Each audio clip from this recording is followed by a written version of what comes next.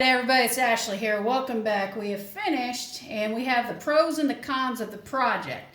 Now what I've done with growing these crystals with National Geographic and 4M is I've drained out all the liquid from all of them. Of course you can see the orange has some leftover remnants. It came out pretty decent and definitely have gloves on when you're handling these. The only downside is now I have to get the seed rock out. I've been trying for a bit with the spoon like it suggests, but it's harder than it seems. Same thing with the yellow. Their reasoning for it is if you take it out and you put it on the base, the light's going to shine through it and make it stand out. You don't necessarily have to take it out, but if you want it to be on that base, it's highly recommended. The problem with doing that, as I've come to learn, the crystals are very delicate. When I started pulling it off, it quickly pulled. So if you tried even a light dissolving, you could dissolve it completely, so be really careful with this.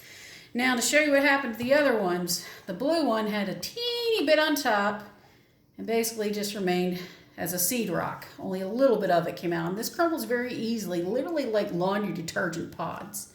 So make sure you throw these out as soon as you're done. The green one, if I can get it out, it kind of grew, but still mainly powder. Comes off very easy, of course, so these are very delicate. The good part is the orange and the yellow are salvageable, and I have other colors, which are in the box over here. So if I decide to do it again, I can do it.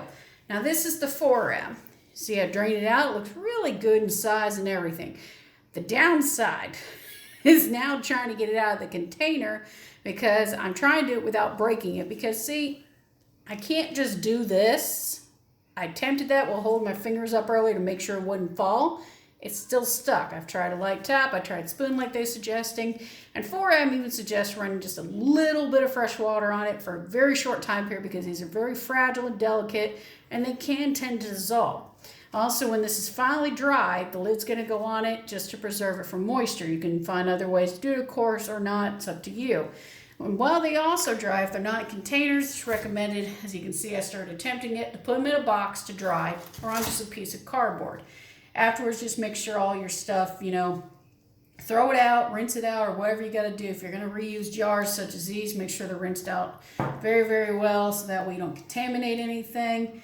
But other than that, the National Geographic had really good colors, but they didn't grow as much as I thought they would, and it just, even when I used the rubber one, still didn't grow all the way, and the seed rocks are hard to get out, not that easy. So maybe when I try again, I'll go 7 days versus, the 9 days, so we'll see how that goes. Although the 4M, like I said, it grew quickly, it's just going to be harder to get out, and also the other part is lacking in color, although it does have a few color choices, but they're still pale. So once I get these all finished out with the seed rocks and everything, guys, I'll get them displayed and you'll see what's left of them. Oh, well, here's the purple one. Forgot, he kind of hid himself. He's still partially come out of the seed rock, as you can see. It took him 9 days to attempt even that. So this is literally, I got to peel this off it very carefully. But I'll get videos up for it, guys, and until then, I'll catch you next time.